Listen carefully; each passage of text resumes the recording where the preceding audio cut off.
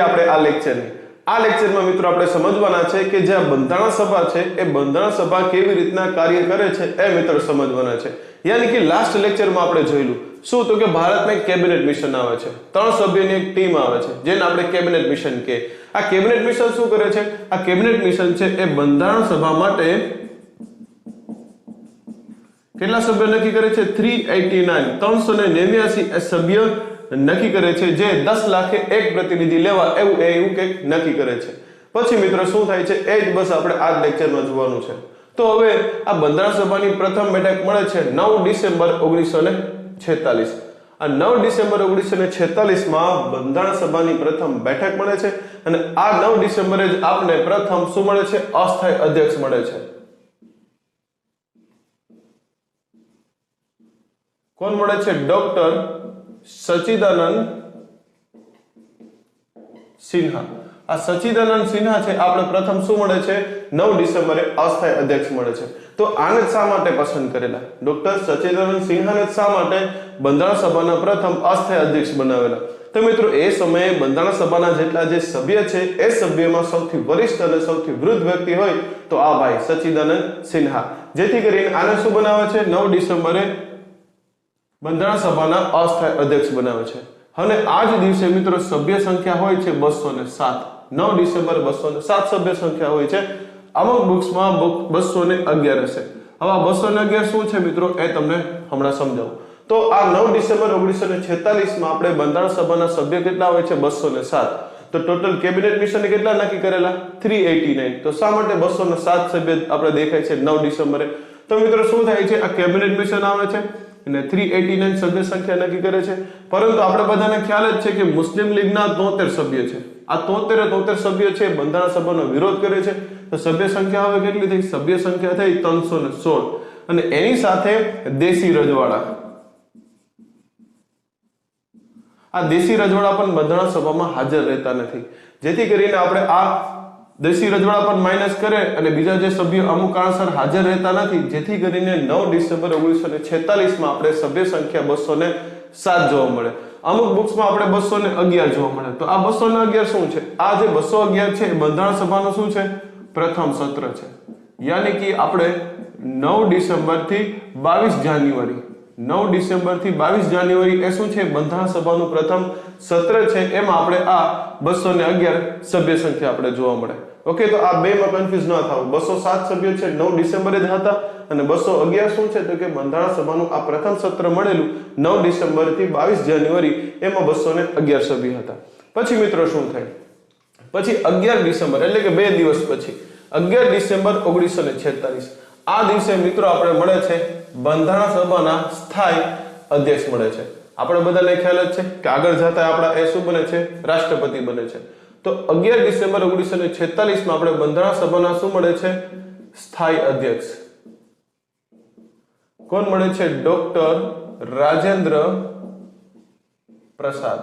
આ ડોક્ટર રાજેન્દ્ર પ્રસાદ છે આપણે બંધારણ સભાના પ્રથમ સ્થાયી અધ્યક્ષ મળે છે અને આ જ દિવસે મિત્રો આપણે ઉપાધ્યક્ષ મળે છે H.C. મુખર્જી, यानी कि हरेंद्र कुमार मुखर्जी। तो आम જોઈએ તો મિત્રો બંધારણ સભા માટે ટોટલ 5 ઉપાધ્યક્ષ નક્કી કરેલા। તો 5 આપણે યાદ નથી રાખવાના, 2 આપણે ઉપાધ્યક્ષ યાદ રાખવાના છે। પહેલા ઉપાધ્યક્ષ છે H.C. મુખર્જી यानी कि हरेंद्र कुमार मुखर्जी અને બીજા ઉપાધ્યક્ષ છે V.T. કૃષ્ણમાચારી। ખાસ મિત્રો શબ્દો પર ભાર દઉં છું, V.T. કૃષ્ણમાચારી, કારણ હજી એક વ્યક્તિ છે T.T. કૃષ્ણમાચારી।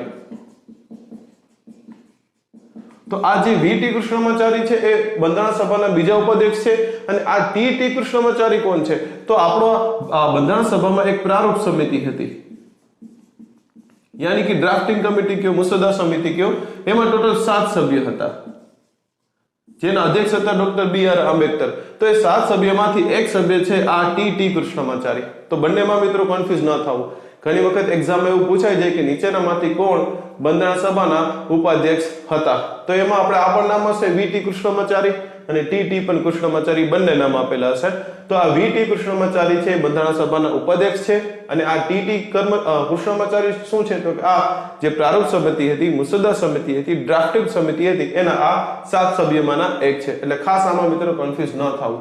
વી કૃષ્ણમાચારી અને આ એક જે ઉપાધ્યક્ષ શા માટે બે રાખેલા, એક ઉપાધ્યક્ષ છે એ જે આ બ્રિટિશ પ્રાંતનો વિસ્તાર છે એના માટે હતા અને એક દેશી રજવાડા માટે હતા. આમ ટોટલ 5 નક્કી કરેલા. અમુક પાકિસ્તાનમાં આપણા પ્રાંત છે, વિસ્તાર છે, ચાલ્યા જાય છે, જેથી કરીને આપણે બે ઉપાધ્યક્ષ રહે છે, એક વી કૃષ્ણમાચારી અને એક છે એચ.સી. મુખર્જી, હરેન્દ્ર કુમાર મુખર્જી. પછી મિત્રો શું થાય, મહત્વની ડેટ એક્ઝામમાં આવી શકે એવી 13 ડિસેમ્બર 1946. આ દિવસે મિત્રો શું થાય, આ દિવસે જે નહેરુ છે, જવાહરલાલ નહેરુ, આ નહેરુ દ્વારા શું રજૂ કરવામાં આવે, ઉદ્દેશ્યનો પ્રસ્તાવ. Mr. President, sir, I beg. આ ઉદ્દેશ્યનો પ્રસ્તાવ રજૂ કરવામાં આવે છે, પરંતુ આ જે પ્રસ્તાવ છે એ પ્રસ્તાવનો જે પ્રારૂપ છે એ ડ્રાફ્ટ કોણ તૈયાર કરે છે, બી.એન. રાવ. આ બી.એન. રાવ છે એનો આ ડ્રાફ્ટ છે, પ્રારૂપ છે એ તૈયાર કરે છે, યાની કે બેનેગલ નરસિંહ રાવ.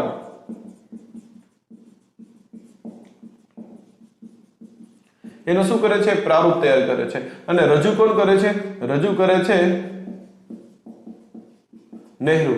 તો આ બંનેમાં ખાસ મિત્રો યાદ રાખવાનું, એક્ઝામ એવો ક્વેશ્ચન બની શકે કે ઉદ્દેશ્યનો પ્રસ્તાવ ક્યારે રજૂ કરેલો, તો 13 ડિસેમ્બર 1946 માં રજૂ કરેલો. કોણે રજૂ કરેલો, તો જવાહરલાલ નહેરુએ. પરંતુ આ ઉદ્દેશ્યનો પ્રસ્તાવ છે એનું પ્રારૂપ કોને તૈયાર કરેલું, તો પ્રારૂપ તૈયાર કરેલું આપણા અનસીન હીરો છે બી.એન. રાવ. અનસીન હીરો શા માટે છે, આ મિત્રો એ સમયના સારા એવા કાયદા શાસ્ત્રી છે, સારા એવા કાયદાનું જ્ઞાન ધરાવે છે. કારણ આ બી.એન. રાવ મિત્રો એ જ વ્યક્તિ છે, એક તો આઈસીએસ ઓફિસર છે અને એની સાથે આ વ્યક્તિ કોણ છે, આપણા બંધારણ સભાના સલાહકાર છે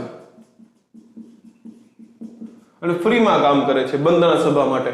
ખાસ મિત્રો એ આપણે યાદ રાખવાનું છે, આ બી.એન. રાવ છે એ બંધારણ સભાના સલાહકાર છે, બંધારણ સભાના સભ્ય નથી. શું છે, આ બંધારણ સભાના સલાહકાર છે. એ શા માટે સલાહકાર રાખ્યા હશે, તો આવા સારા એવા એ નિષ્ણાત છે કાયદાના. એને આપણી ભારતની બાજુમાં જે બર્મા છે, જેને આપણે મ્યાનમાર તરીકે ઓળખીએ, એનું સંવિધાન રચવામાં આ બી.એન. રાવનો મહત્વનો ફાળો છે.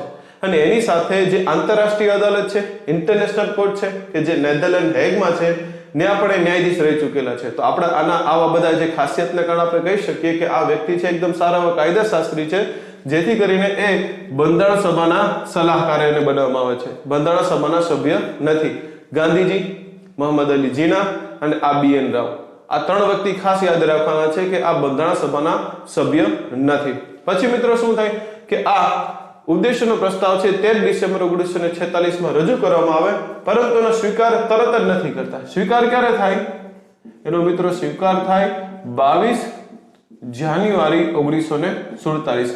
ખાસ કરીને એમ.આઈ. જયકર અને ડોક્ટર આંબેડકર, આવા બધા જે વ્યક્તિઓના વિરોધના કારણે કે આપણે તાત્કાલિક ઉદ્દેશ્યનો પ્રસ્તાવ છે એનો સ્વીકાર નથી કરવો, કેમ કે આ 73 જેટલી સીટ છે ખાલી છે જે મુસ્લિમ લીગના વિરોધને કારણે.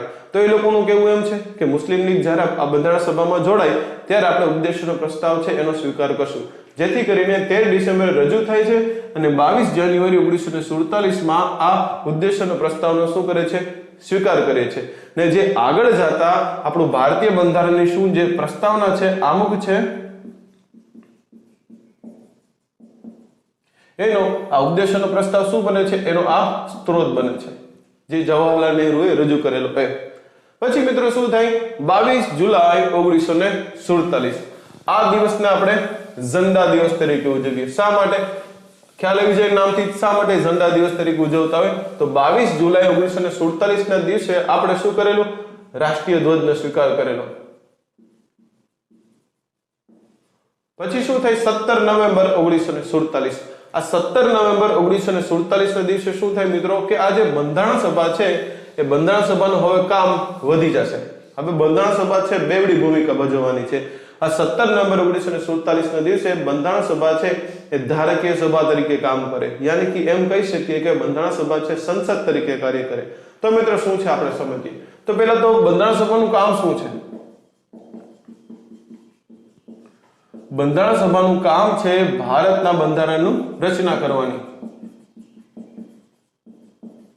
તો આ બંધારણ સભાનું કામ છે કે ભારત માટે બંધારણની રચના કરવી, અને એમાં અધ્યક્ષ કોણ છે બંધારણ સભાના? તો કે ડોક્ટર રાજેન્દ્ર પ્રસાદ. હવે આ 17 નવેમ્બર 1947 ના દિવસે શું થાય? તો કે આપણે આઝાદી ક્યારે મળેલી? આપણે આઝાદી મળેલી 15મી ઓગસ્ટ 1947. 15મી ઓગસ્ટ 1947 માં આપણે આઝાદી મળેલી. તો હવે ભારતમાં કંઈક શાસન કરવા માટે ભારતમાં કંઈક પાર્લામેન્ટ જેવું કંઈક હોવું જોઈએ કે જે ભારત ઉપર શું કરે? શાસન કરી શકે, વ્યવસ્થિત ભારતને ચલાવી શકે. તો ભારત પાસે શું હતું? બંધારણ સભા એક હતી. તો બંધારણ સભાને એક વધારાનું કામ સોંપી દીધું. શું? તો કે ભારત ઉપર શાસન કરવાનું, ભારત ઉપર એક સંસદ જેવું કામ કરવાનું. તો બંધારણ સભા છે પ્રથમ વખત 17 નવેમ્બર 1947 ના દિવસે એ શું બને છે? ધારાકીય સંસ્થા, અથવા તો આપણે એમ પણ કહી શકીએ સંસદ. તો હવે આ બંધારણ સભાને બેવડી ભૂમિકા થઈ ગઈ. બંધારણ સભાઓ બે કામ કરે છે. એક તો ભારત માટે બંધારણની રચના કરે, અને બીજું ભારતમાં એ સંસદ તરીકે કામ કરે છે, પાર્લામેન્ટ તરીકે કામ કરે છે. તો જ્યારે આ પાછું જે અલગ અલગ દિવસે મળે છે, જ્યારે બંધારણની રચના કરી હોય એ પણ અલગ દિવસ હોય, જ્યારે બંધારણની રચના કરતા હોય ત્યારે અધ્યક્ષ કોણ હોય? ડોક્ટર રાજેન્દ્ર પ્રસાદ. અને જ્યારે ભારત ઉપર શાસન કરવાનું હોય, ભારત ઉપર સંસદની જેમ કાર્ય કરવું હોય ત્યારે અધ્યક્ષ કોણ હોય? ત્યારે અધ્યક્ષ હોય ગણેશ વાસુદેવ માવલંકર.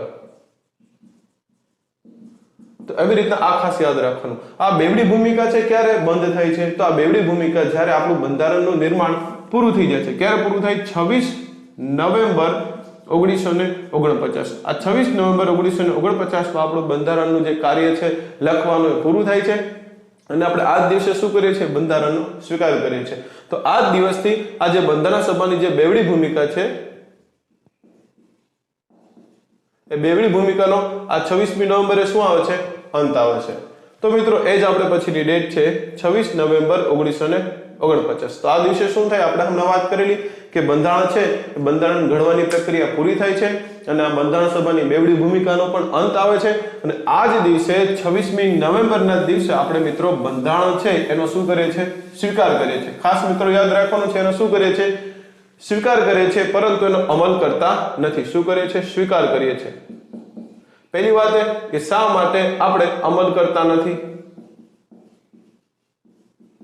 આપણું બંધારણ તો પૂરેપૂરું ઘડાઈ ગયું છે, શા માટે એનો અમલ કરતા નથી? તો મિત્રો 26મી જાન્યુઆરી 1930, આ 26મી જાન્યુઆરી 1930 માં નહેરુ દ્વારા લાહોરમાં એક અધિવેશન થયેલું, અને લાહોરના અધિવેશનમાં નહેરુએ પૂર્ણ સ્વરાજની ઘોષણા કરેલી.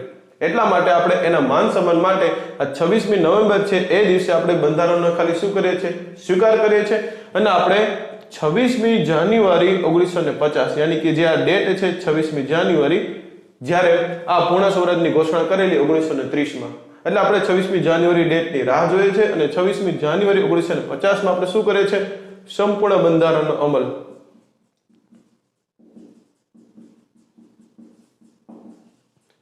અને આપણે આ દિવસને કયા દિવસે ઉજવીએ છીએ? 26મી જાન્યુઆરીના દિવસે આપણે ગણતંત્ર દિવસ, પ્રજાસત્તાક દિવસ કે રિપબ્લિક ડે તરીકે આપણે એને ઉજવીએ છીએ. તો આ 26મી નવેમ્બરે આપણે શું કરીએ છીએ? સ્વીકાર કરીએ છીએ. 26મી જાન્યુઆરીએ શું કરીએ છીએ? આપણે બંધારણનો સંપૂર્ણ અમલ કરીએ છીએ. અને આ 26 આપણે પહેલા કયા દિવસ તરીકે ઉજવતા? તો કે કાયદા દિન, યાની કે કાયદા દિવસ તરીકે ઉજવતા. પછી આપણે 2015 થી આપણે આને બંધારણ દિવસ તરીકે ઉજવીએ.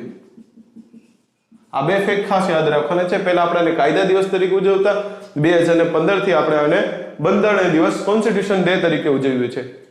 અને આ 26મી નવેમ્બરના દિવસે મિત્રો આપણે અમુક કાયદાઓ છે અમલ કરેલા, યાની કે અમુક અનુચ્છેદો છે લાગુ કરેલા. નાગરિકતા છે, ચૂંટણી છે, કામચલાઉ સરકાર છે, કટોકટીની જોગવાઈ છે, યાની કે એમ કહી શકીએ કે કેટલા આર્ટિકલ? અંદાજિત 15 જેટલા આર્ટિકલ છે આપણે એ 26મી નવેમ્બરે લાગુ કરીએ છીએ. અને આપણે 26મી જાન્યુઆરી તો સંપૂર્ણ બંધારણનો અમલ જ કરી દઈએ છીએ, એટલે કે સંપૂર્ણ આપણા જે બંધારણની અંદર જે અનુચ્છેદો છે એ બધા લાગુ કરી દઈએ છીએ. તો આ બે ફેક્ટ ખાસ યાદ રાખવાના. 26મી નવેમ્બરે આપણે 15 જેટલા આર્ટિકલ છે લાગુ કરીએ છીએ. પછી મિત્રો શું થાય? 24 જાન્યુઆરી 1950. આ 24 જાન્યુઆરી 1950 માં શું થાય? તો મિત્રો આ જ દિવસે આપણે ભારતના પ્રથમ એવા રાષ્ટ્રપતિ મળે છે, ડોક્ટર રાજેન્દ્ર પ્રસાદ. તો આ ડોક્ટર રાજેન્દ્ર પ્રસાદ છે કે 1950 માં આપણે પ્રથમ આ રાષ્ટ્રપતિ મળે છે. 24મી જાન્યુઆરી 1950 એનો સમયગાળો 1950 થી 1962 નો સમયગાળો છે ડોક્ટર રાજેન્દ્ર પ્રસાદનો. આ એક જે ડોક્ટર રાજેન્દ્ર પ્રસાદ છે કે જેને આપણે બિહારના ગાંધી તરીકે ઓળખીએ, અને એની સાથે એનું પ્રખ્યાત એવું પુસ્તક છે ઇન્ડિયા ડિવાઇડેડ. આ ઇન્ડિયા ડિવાઇડેડ જે પુસ્તક છે એ ડોક્ટર રાજેન્દ્ર પ્રસાદે લીધું છે, લખેલું છે. અને એની સાથે આ એવા રાષ્ટ્રપતિ છે કે જેને 2 વખત શપથ લીધેલા છે. તો આવો બધા ફેક્ટ યાદ રાખવાના. એ તો આપણે જ્યારે રાષ્ટ્રપતિનો મુદ્દો આવશે ત્યારે આપણે જોઈ લઈશું. અને બીજું 24મી જાન્યુઆરી 1950 માં શું થાય? તો રાષ્ટ્રગીત અને રાષ્ટ્રગાન, આ બંનેનો આપણે શું કરીએ છીએ? સ્વીકાર કરીએ છીએ. રાષ્ટ્રગીત અને રાષ્ટ્રગાનનો શું કરીએ છીએ? સ્વીકાર કરીએ છીએ. અને 24મી જાન્યુઆરી 1950 માં ટોટલ 284 સભ્યો, આ 284 સભ્યો શું કરે છે? હસ્તાક્ષર કરે છે આપણા બંધારણ ઉપર. ટોટલ જે બંધારણ છે ને એની બંધારણની 3 કોપી બનાવવામાં આવેલી. એ 3 કોપી આપણે સમજી લઈએ. આ 3 કોપી, પહેલી એક કોપી છે એ ઇંગ્લિશમાં છે, બીજી કોપી પણ ઇંગ્લિશમાં છે બંધારણની, અને ત્રીજી કોપી છે એ હિન્દીમાં છે. આ જે ઇંગ્લિશમાં જે પહેલી કોપી છે એ એકદમ સાદી છે, અને બીજી જે ઇંગ્લિશમાં કોપી બનાવવામાં આવે છે એમાં સારી એવી ડિઝાઇન બનાવવામાં આવે છે. આ બધું હાથેથી લખેલું લખાણ છે, ડિઝાઇન પણ હાથેથી કરેલી છે. અને આ હિન્દીમાં પણ હિન્દીમાં લખેલું છે ને આમાં પણ શું કરેલી છે? ડિઝાઇન કરેલી છે. તો એવી રીતના 3 કોપી બનાવવામાં આવે છે, અને એમાં 284 સભ્યો શું કરે છે? હસ્તાક્ષર કરે છે. આ સભ્યમાં હજી મિત્રો કન્ફ્યુઝ થતા હોય તો પાછો એક વખત સરખું કહી દઉં, આ સભ્યમાં કન્ફ્યુઝ થવાનું નથી. જો તમને એમ પૂછે કે 9 ડિસેમ્બરે ટોટલ સભ્ય કેટલા હતા? તો 9 ડિસેમ્બરે સભ્ય હતા 207. પછી તમને એમ પૂછે કે 9 ડિસેમ્બર થી 22 જાન્યુઆરી એટલે કે પ્રથમ સત્રમાં સભ્ય સંખ્યા કેટલી હતી? તો 211. પછી તમને મિત્રો એમ પૂછે કે 15મી ઓગસ્ટ જ્યારે આપણે આઝાદી મળેલી, 15મી ઓગસ્ટે કેટલા સભ્ય હતા? તો 15મી ઓગસ્ટે 299 સભ્ય હતા. પછી તમને એમ પૂછે કે હસ્તાક્ષર, બંધારણમાં હસ્તાક્ષર કરનાર સભ્યો કેટલા હતા? 284 સભ્ય હતા કે જે બંધારણમાં હસ્તાક્ષર કરે. અને એની સાથે કેબિનેટ મિશન આવેલું. આ કેબિનેટ મિશને કેટલી સભ્ય સંખ્યા નક્કી કરેલી? 389. તો બસ આ સભ્ય ખાસ તમારે નોંધી લેવા. આમાં તમારે જરા પણ કન્ફ્યુઝ થવા જેવું નથી. કેબિનેટ મિશનના સભ્ય પૂછે તો 389, 9 ડિસેમ્બરના સભ્ય પૂછે તો 207, તમને 9 ડિસેમ્બર થી 22 જાન્યુઆરી એટલે કે પ્રથમ સત્રના સભ્ય પૂછે તો 211, 15મી ઓગસ્ટના સભ્ય પૂછે તો 299, અને હસ્તાક્ષરમાં પૂછે તો 284 સભ્ય છે એમાં એ બંધારણ પર શું કરે છે? હસ્તાક્ષર કરે છે. તો ત્યારબાદ મિત્રો આપણે બંધારણ સભાની મહત્વની બાબત એ યાદ રાખવાની છે કે બંધારણ સભા છે એ 22 જેટલી સમિતિની રચના કરે. ભારતના બંધારણના નિર્માણ માટે 22 જેટલી સમિતિ બનાવે, અને આ સમિતિમાં સૌથી મહત્વની સમિતિ હોય તો એ પ્રારૂપ સમિતિ છે, જેને પ્રારૂપ સમિતિ, ખરડા સમિતિ, મુસદ્દા સમિતિ અથવા તો ડ્રાફ્ટિંગ કમિટી અથવા તો પાંડુલેખન સમિતિ પણ કહેવાય.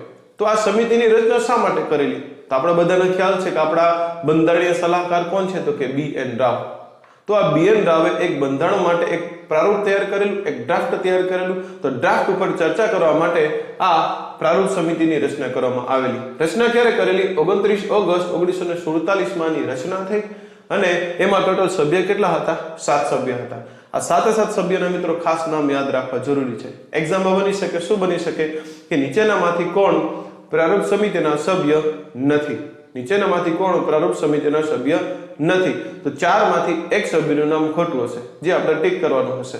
પછી મિત્રો પ્રશ્ન એમ બની શકે કે નીચેનામાંથી કોણ પ્રારૂપ સમિતિના સભ્ય છે?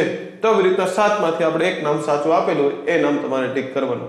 એટલા માટે 7 આપણે સભ્યના નામ ખાસ યાદ રાખવા જરૂરી છે. ઓકે, તો આ 7 સભ્ય છે, અને 7 સભ્યોમાં અધ્યક્ષ કોણ બને છે? ડોક્ટર BR આંબેડકર એ આ પ્રારૂપ સમિતિના અધ્યક્ષ હોય છે. આ મિત્રો ખાસ યાદ રાખવાનું. 2 રીતે પ્રશ્ન બને. કેવી રીતના? એમ પ્રશ્ન બને કે પ્રારૂપ સમિતિના અધ્યક્ષ કોણ હતા? તો પ્રારૂપ સમિતિના અધ્યક્ષ હતા ડોક્ટર BR આંબેડકર. પછી મિત્રો પ્રશ્ન એમ બને કે BR આંબેડકર પ્રારૂપ સમિતિના અધ્યક્ષ ક્યારે બન્યા? તો BR આંબેડકર છે પ્રારૂપ સમિતિના અધ્યક્ષ બન્યા 30 ઓગસ્ટે. ખાસ મિત્રો યાદ રાખવાનું છે. 29 ઓગસ્ટે પ્રારૂપ સમિતિની રચના થઈ, અને 30 ઓગસ્ટે doctor BR આંબેડકરને, doctor Baba Saheb આંબેડકરને આના અધ્યક્ષ બનાવેલા. ઓકે, राष्ट्रपति महोदय, सर, मैं ड्राफ्टिंग कमेटी द्वारा निश्चित की हुई संविधान की रूपरेखा को प्रस्तुत करता हूं और निवेदन करता हूं कि इस पर विचार किया जाए. ओके, હવે એના અન્ય સભ્ય છે એના નામ આપણે યાદ રાખવાના છે. બીજા સભ્ય છે N ગોપાલાસ્વામી આયંગર. ત્રીજા સભ્ય છે અલ્લાદી કૃષ્ણસ્વામી અય્યર, તો આપણે એમ યાદ રાખવાનું છે આયંગર અય્યર. ચોથું છે સૈયદ મોહમ્મદ સાદુલ્લા, આ મુસ્લિમ લીગના સભ્ય છે. પછી પાંચમા છે એન માધવરાવ. આ એન માધવરાવ છે એ BL મિત્તરના સ્થાને આવે છે. આ BL મિત્તરનું જે સ્વાસ્થ્ય છે એ ખરાબ છે. આ સ્વાસ્થ્ય ખરાબ હોવાના કારણે આ BL મિત્તરના સ્થાને એન માધવરાવ આવે છે. પછી આપણે અગાઉ પણ ચર્ચા કરેલી આની કે TT કૃષ્ણમાચારી. VT કૃષ્ણમાચારી કોણ છે? VT કૃષ્ણમાચારી એ બંધારણ સભાના ઉપાધ્યક્ષ છે. અને TT કૃષ્ણમાચારી કોણ છે? તો કે આ જે ડ્રાફ્ટિંગ કમિટી છે, પ્રારૂપ સમિતિ છે, એના સભ્ય છે. એ કોના સ્થાને આવે છે? એ DP ખેતાન. આ DP ખેતાનનું શું થાય છે? મૃત્યુ થાય છે. આ મૃત્યુ થવાને કારણે આ TT કૃષ્ણમાચારી એ પ્રારૂપ સમિતિના સભ્ય બને છે. સાતમું શું યાદ રાખવાનું છે? કનૈયાલાલ માણેકલાલ મુનશી, કે જે આ પ્રારૂપ સમિતિના સભ્ય છે. તો એક આ મહત્વની સમિતિ છે. એમાં આજે ડોક્ટર BR આંબેડકર છે બંધારણ સભામાં સૌથી વધુ બોલનાર વ્યક્તિ છે, BR આંબેડકર. અને આપણે થોડીક BR આંબેડકરની એ સમયની સ્થિતિ જોઈએ તો સ્થિતિ શું છે મિત્રો?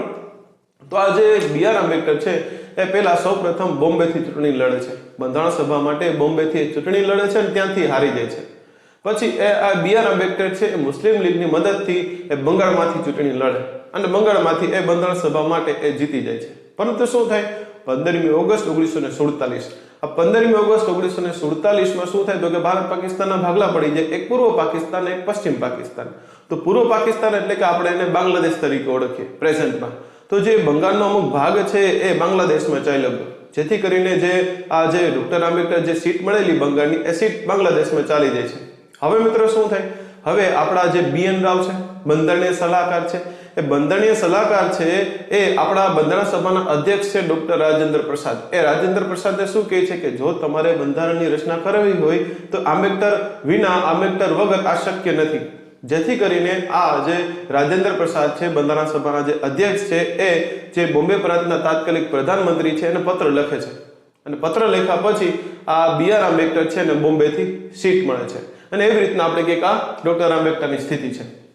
હવે મિત્રો તમારે યાદ શું રાખવાનું છે? અમુક ફેક્ટ છે, અમુક ફેક્ટ તમારી બધી બુક્સમાં આપેલા જ હશે. એ ફેક્ટના ખાસ તમારે નોંધી લેવા. બીજા મહત્વના ફેક્ટ છે ક્યાં ક્યાં યાદ રાખવા? મિત્રો તમને એમ પૂછી શકે કે બંધારણ સભાના ટોટલ વાંચન કેટલા થયેલા? તો ટોટલ વાંચન છે એ 3 વખત થયેલા. પછી મિત્રો પ્રશ્ન એમ બની શકે કે બંધારણ સભા છે એ બંધારણ સભાએ પ્રતીક તરીકે શું સ્વીકારેલું? તો બંધારણ સભાએ પ્રતીક તરીકે હાથીને સ્વીકારેલો, જે તમે બાજુમાં એ આ લોગો જોઈ શકો છો. આ બંધારણ સભાનો લોગો છે, એને આ પ્રતીક તરીકે સ્વીકારેલું. પછી તો આપણી જે બંધારણ સભા છે એને સમય કેટલો લીધો ઘડવા માટે? તો 2 વર્ષ 11 મહિના અને 18 દિવસની આ સખત મહેનત પછી આપણી પાસે આપણું આ બંધારણ મળેલું.